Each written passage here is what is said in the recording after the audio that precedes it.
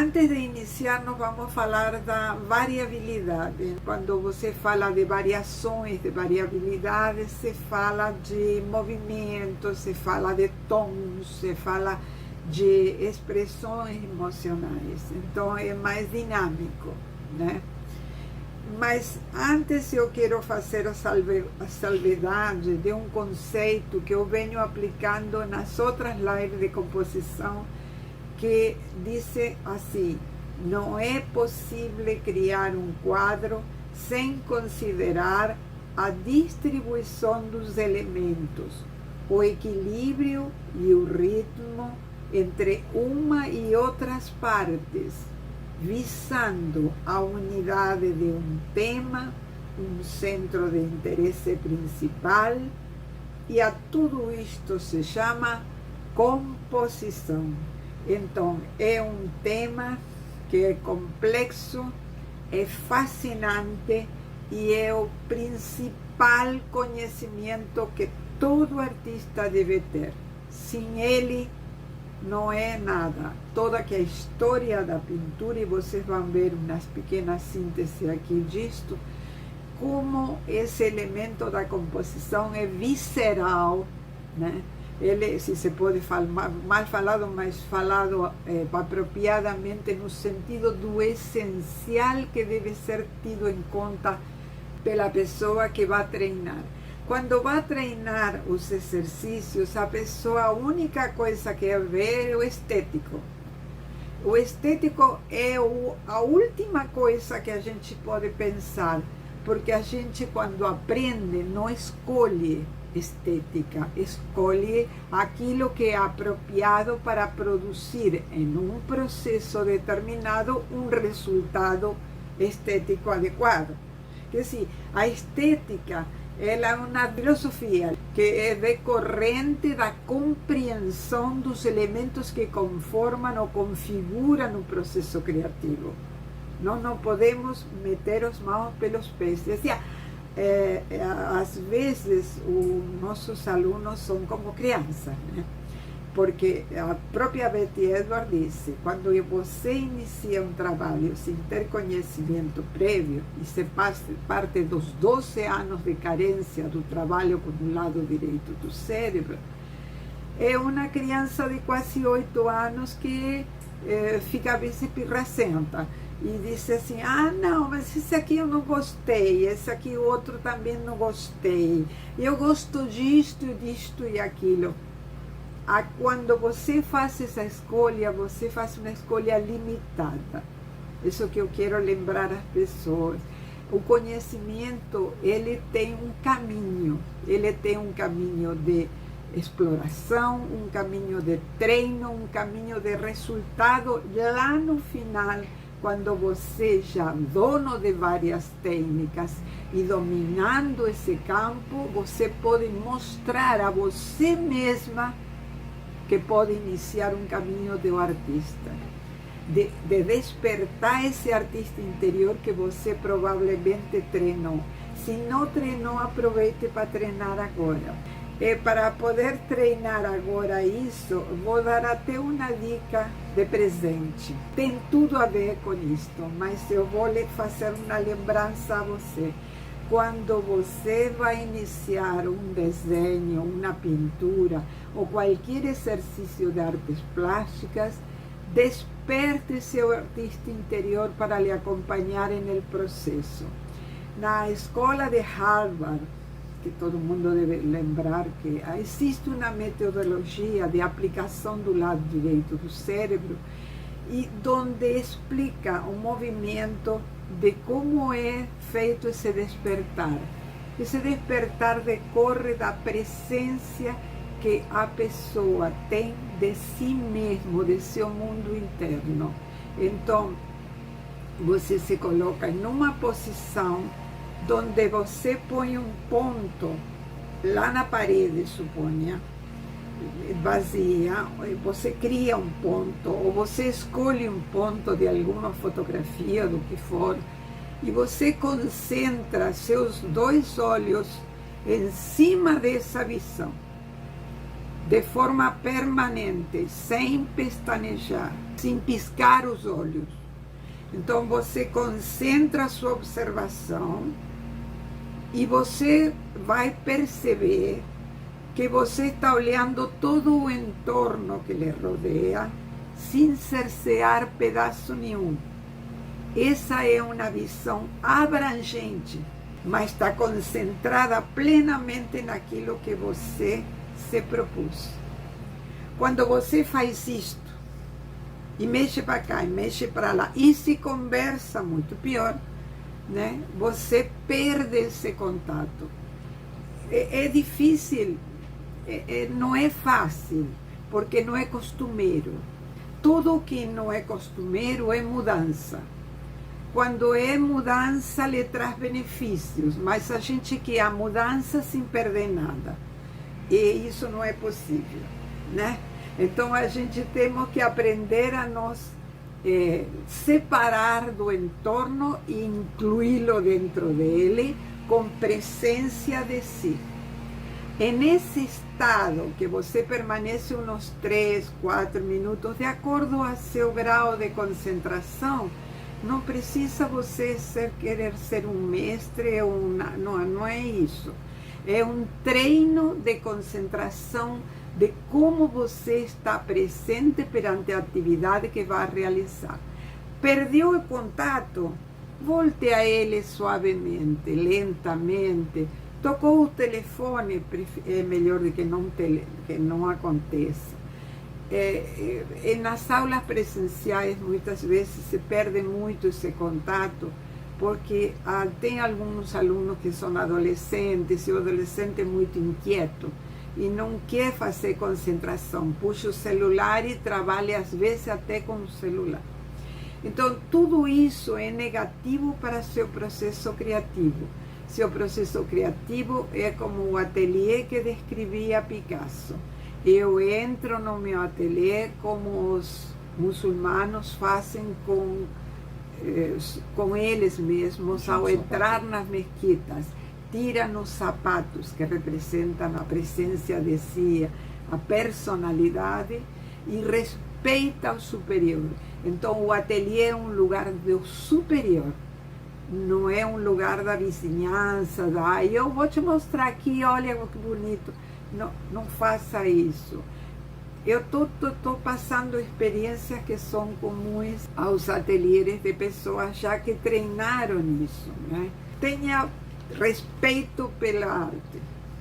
Se não é da sua, é daquele que emprestou seu trabalho a você para que você possa aprender dele. E vamos lá então a falar sobre a simetria. A simetria é uma lei da variação, da variabilidade, certo? O que é? A simetria, então, é a superposição das formas que se encontram em fases sucessivas de um diante do outro, criando planos e formas sucessivas. Então, tem o primeiro plano, o segundo plano, o terceiro plano, e assim por diante, se houver mais, certo?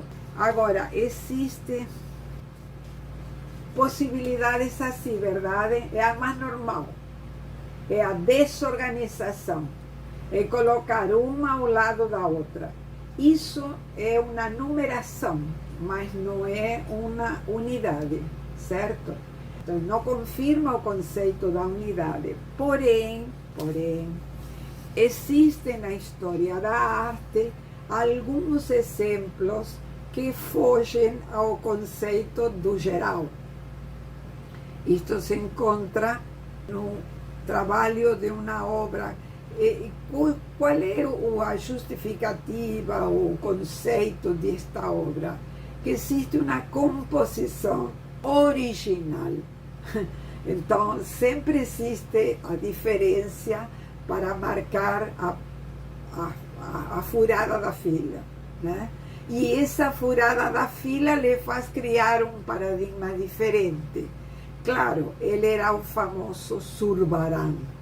Era um pintor espanhol que fez sucesso com várias obras e logo seu trabalho ficou plenamente justificado.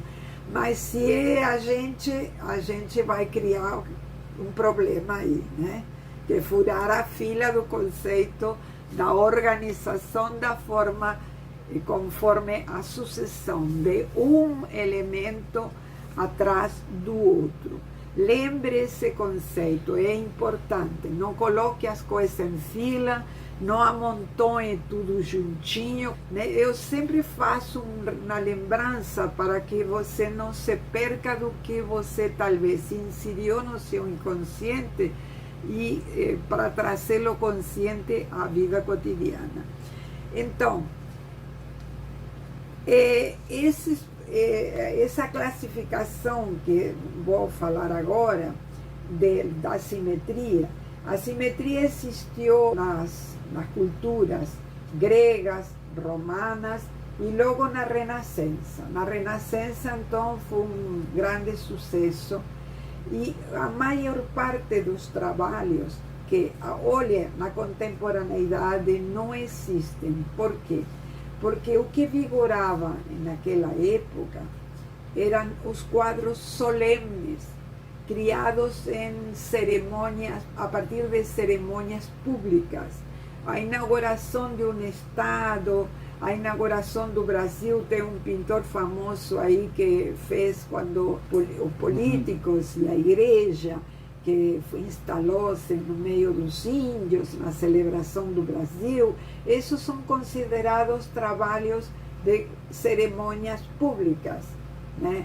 Então, esse conceito vigorou em uma certa época, onde havia quadros chamados solenes, né?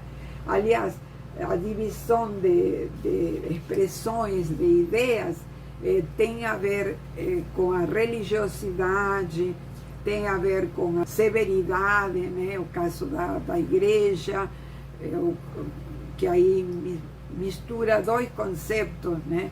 Houve a época dos papas, onde o papa era rei, era governador do estado e era papa ao mesmo tempo, né? Então nós temos também a grandiosidade, um luxo muito festejado nos quadros de certas épocas, que na época do contemporâneo isso não existe. Porém, por quê? Porque o movimento do contemporâneo é muito forte e ele é muito apelativo a certos conceitos de movimento, de certas questões que os antigos não tinham, né? Então, nós vamos ver como esse processo se vem constituindo e como ele nos pode ajudar em certos momentos, né? Até coisas meio patéticas, como vamos ver agora. Aqui nós temos um trabalho de simetria rígida, porque a simetria, a princípio, se divide em rígida e variável, né? Então, a expressão das ideias, muitos deles são de simetria variável, mas esta é rígida porque ela tem uma certa matemática, uma percepção do espaço diferenciada, tudo isso implica rigidez, né? E esta obra é de Leonardo da Vinci, certo? Então, o temos catalogado como simetria rígida. Simetria rígida também temos como exemplo Cézanne, o famoso Cézanne, precursor do conhecimento e de ajuda a nosso querido contemporâneo Picasso.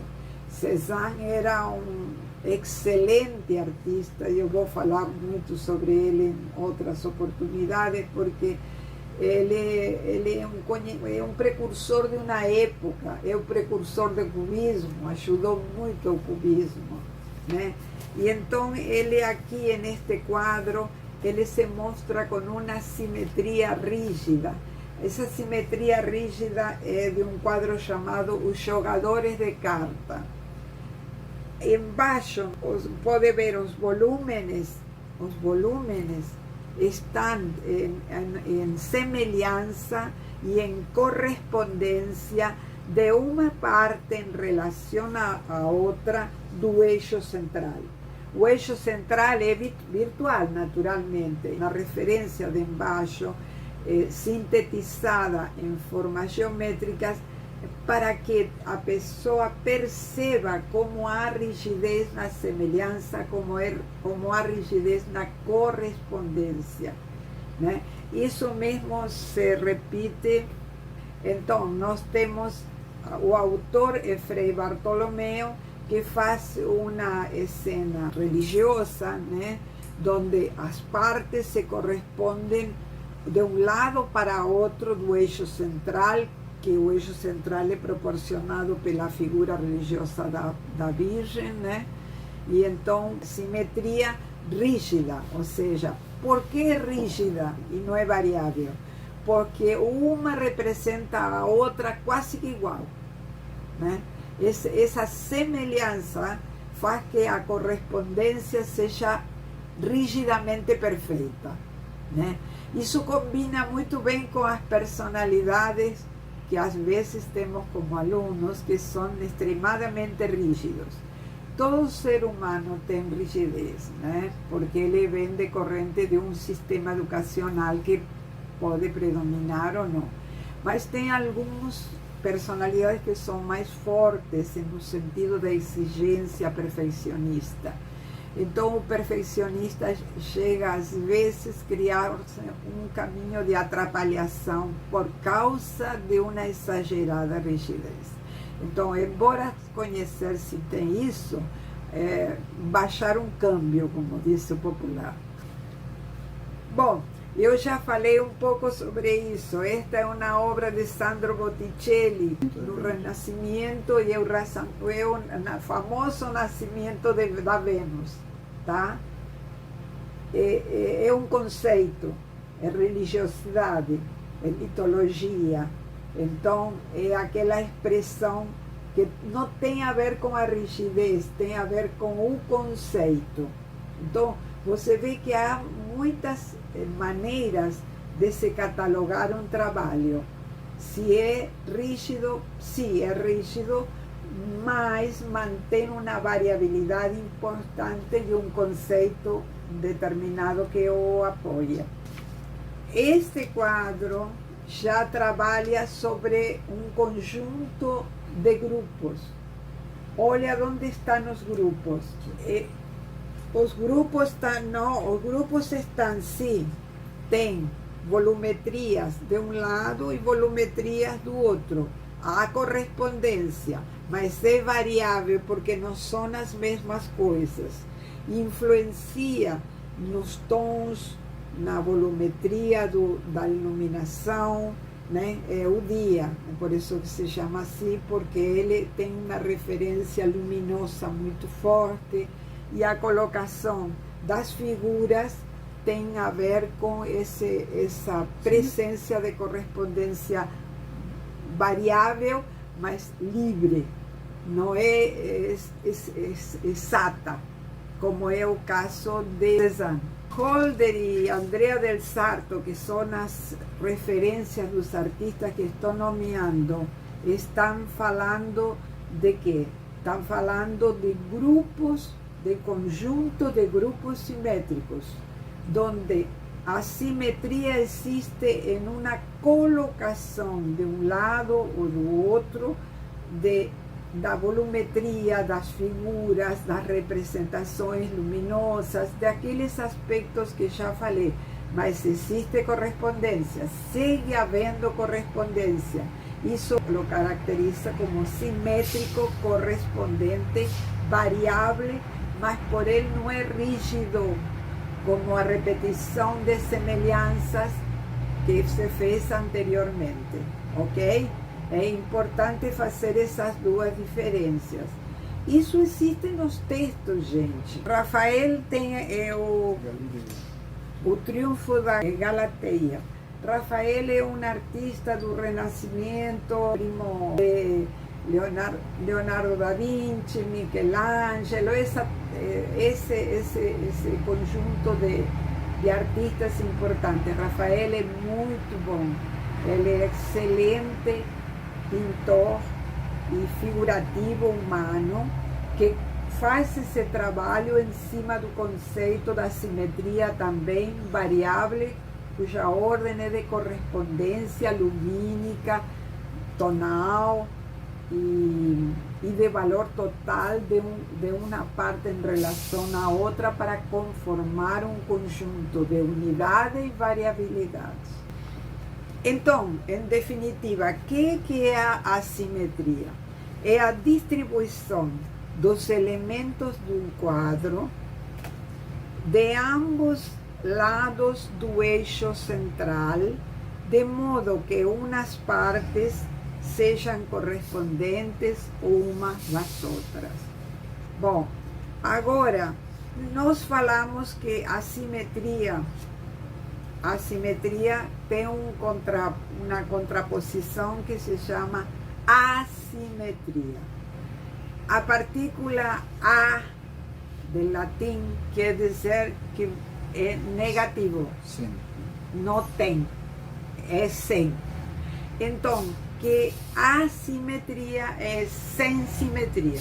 Está baseada, e lembre disto, na lei de equilíbrio e compensação dos volumes.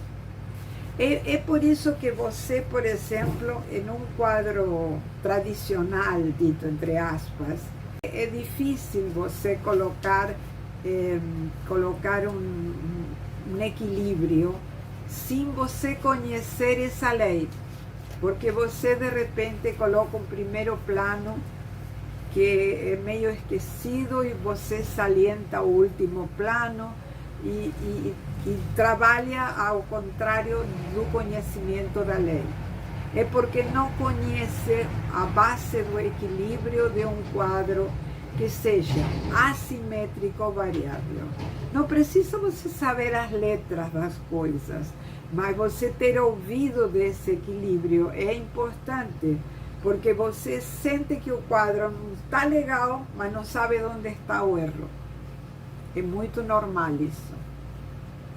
Por isso que sempre tem que haver um orientador que saiba sobre o assunto. De um lado tem um desequilíbrio tonal, né? Um desequilíbrio tonal com relação a um grupo de barcos que, observe, são cores cálidas.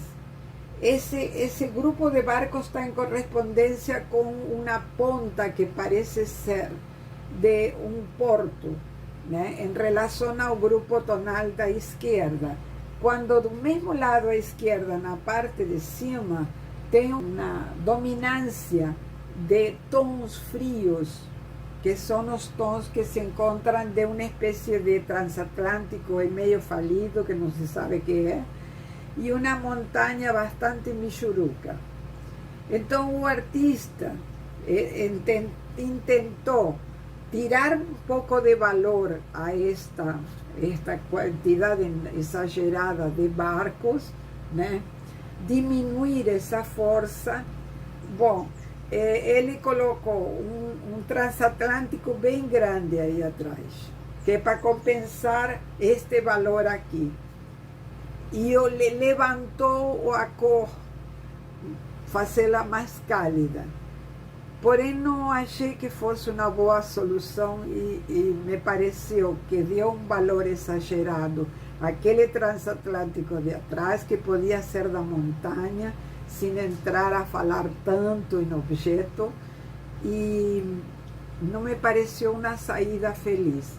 Você vê que o transatlântico tem um peso dimensional muito grande, e diminuiu a importância dos barcos para fazer com que as coisas casem. Mas esse foi o critério que usou o pintor aqui, eu não vou falar nenhum nome, falou de uma maneira com o lado esquerdo do cérebro, não o lado racional. Ele não fez um equilíbrio, ele entende da coisa, mas não fez um equilíbrio adequado, não que os olhos sentem. Ele puso que os olhos raciocinam, que é diferente. E enfriou o trabalho e o deixou mecanicamente parado, estagnado. Então foi uma solução que me parece engessado. Não me pareceu, podia se fazer outra solução, talvez umas montanhas, uma coisa mais cálida, estar à distância, respeitar essa distância e não trazer a força. O conceito da dimensão tem que ser parecida com a dimensão de lá para cá. Não é assim. Entendeu? Bom, agora nós vamos ver esse conceito dos objetos, né? Dos volúmenes, da dimensão dos volúmenes, decorrente do equilíbrio. Então, nós vemos em cima, nós temos uma parede com um quadro branco, temos uma natureza morta feita com um garrafão, uma xícara, tem uma taça com um pírex também bem forma.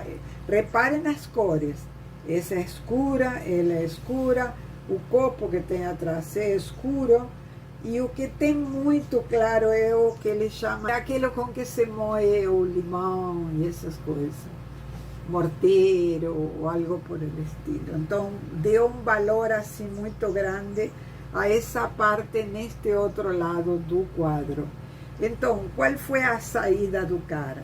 A saída do cara foi mexer esse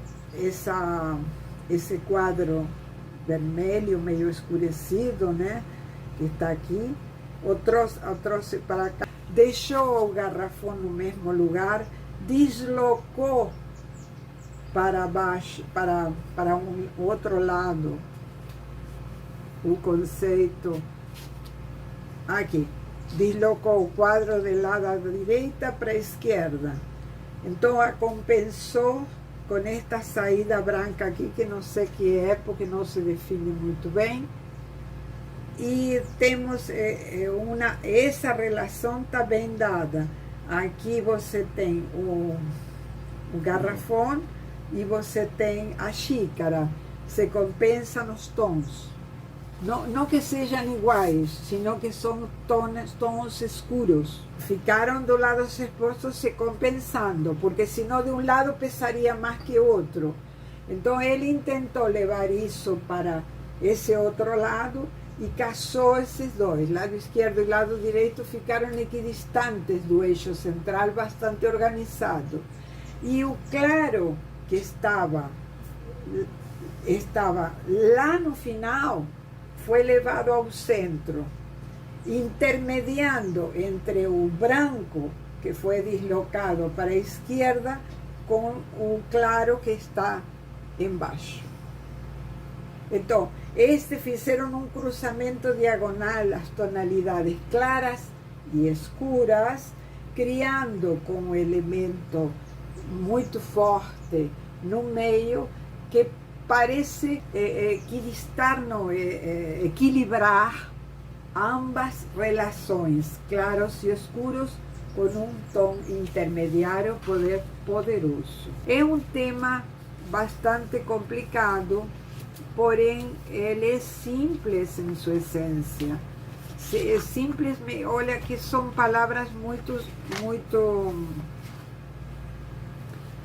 simples quando você diz o que você quer equilibrar. O que você quer equilibrar são as dimensões, as distâncias e as relações, dimensões, que já falei de peso, as distâncias e os valores totais que podem decorrer de detalhes como a iluminação, outras gradações tonais, né? Então, isso está presente na compreensão de que é um equilíbrio de um quadro. né? Não é qualquer coisa. Por exemplo, se eu tenho uma balança e tenho um peso grande do lado esquerdo, mas uma distância pequena, devo ter no outro lado uma distância maior com um volume menor. Ou seja, compensa os valores de peso com as distâncias. Se esteve grande num lado, fica pequeno no outro e vice-versa. Então dá um clima de compensação ao trabalho. Porque senão vira simétrico repetitivo. E isso não está mais na compreensão do fenômeno de percepção das coisas. Porque as coisas têm mudado de percepção, têm mudado de compreensão. Ou seja, seu valor psíquico e seu valor físico como fenômeno mudou. Muda constantemente à medida que o ser humano também vai modificando-se. Então, fundamentado nessa base, nós temos um estudioso alemão chamado Fischer, Gerhard Fischer, um filósofo, um estudioso, um pesquisador. Ele é dos anos 1850, alemão. Ele fez um estudo em cima do princípio hedonista de a maior satisfação, menor investimento.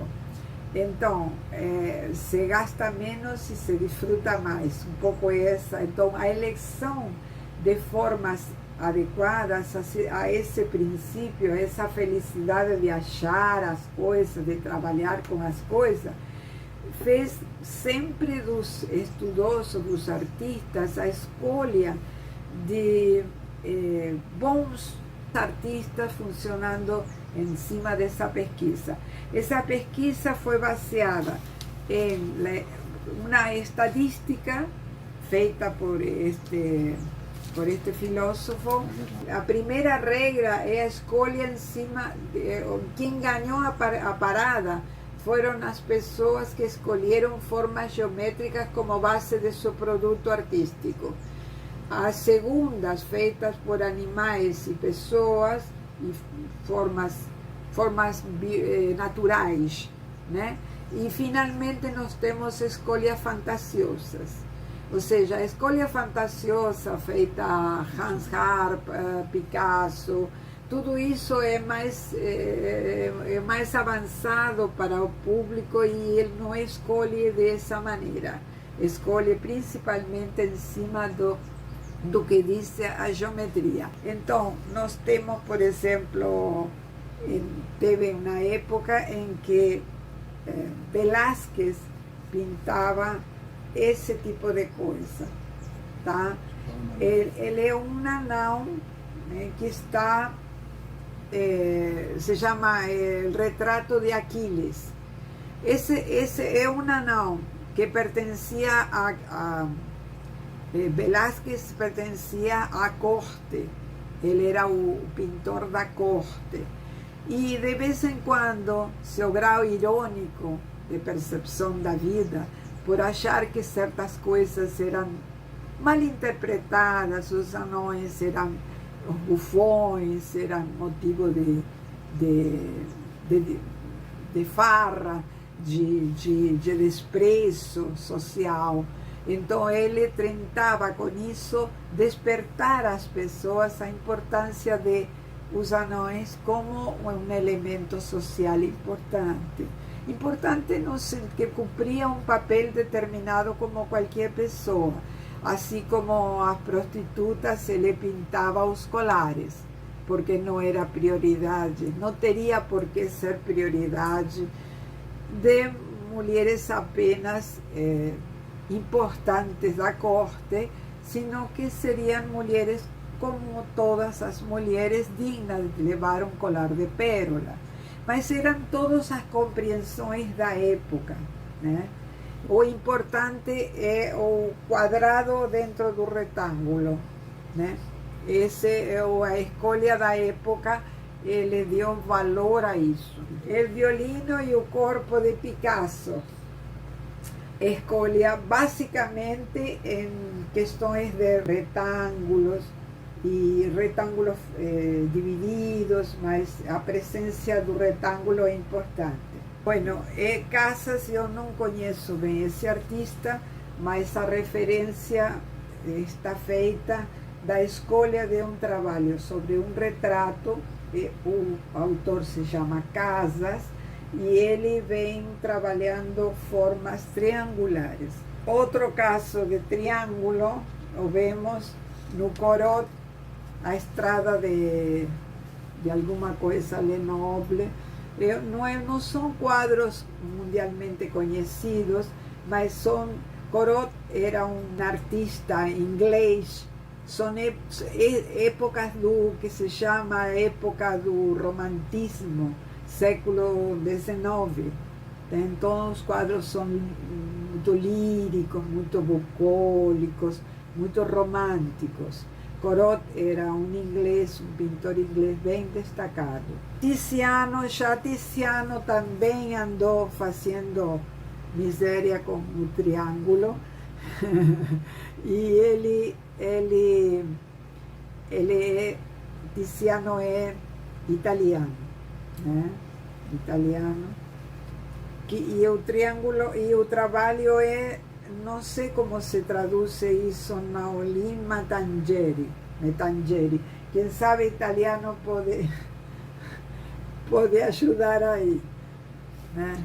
Mas o importante é a escolha que eles faziam na época das diferentes figuras geométricas. O veronês, o Calvário, o veronês também. E isso hoje nos serve como leitura cultural e de alguma maneira presente na arte. Quem não conhece muitas vezes a história da arte carece dessa informação e pode até ser simpático fazê-lo agora. Não faça agora porque não funciona muito bem, tá? Mas se eu fizer como estudo, vale. Picasso, a Celestina, Picasso que gostava dos amores, né?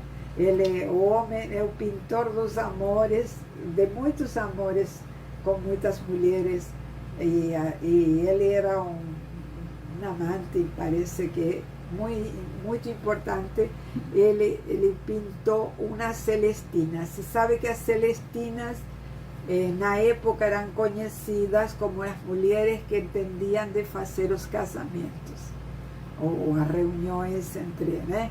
Aí diz assim, você virou Celestina porque você ajudou a um casal a se conformar, né? Então Picasso virou triângulo. Picasso, que não era bobo nem um pouco, porque o triângulo representa a criatividade, né? A face criativa da força, da beleza e da sabedoria são alinhavadas através da presença triangular de um triângulo perfeito. Não era qualquer triângulo, não. Velázquez também fala sobre religiosidade, e aí de novo um triângulo. Agora é engraçado que o triângulo, ele não é um triângulo que eleva, é um triângulo que desce. O triângulo para baixo é o que é contrário às três forças. A falta de criatividade revela um triângulo embaixo. Por isso que estou falando baixo, é estranho ele colocar isso, mas devia ter suas razões. Essa é a Dona da Cereza, uma visão da Virgem Maria, já para cima. Olha só que diferente. Tiziano, outro pintor importante da época do Renascimento. Esse tem vida, né? A Virgem das Cerezas. Bom, agora a forma elíptica. A forma elíptica é representada por Sisley. Sisley também é dessa época do século XIX, e Rousseau também, que vem agora. Rousseau, outro pintor da época, também fala do romanticismo. E também estamos falando de Tintoretto, também representado geometricamente por uma forma elíptica. Hoje em dia praticamente nem se repara nisso, porque não há trabalhos tradicionais a fazer, a não ser na escola, né? Bom, aqui temos Ingres, um pintor reconhecido pela atualidade, né? Ingres está também com um trabalho chamado Retrato de Rivieri. Aqui se revela a importância da escolha da forma das letras. Então, neste caso, Sisley, que é francês, ele escolheu uma L. Temos Cézanne, não tem, uma Y descida da cruz de Rubens, maravilhoso Rubens, é uma Y, em forma de Y, descida da cruz, então um tema religioso. E Cézanne, que nos fala de é famoso também esse quadro, jovem com uma artista de jaqueta vermelha, que é representada pela letra C.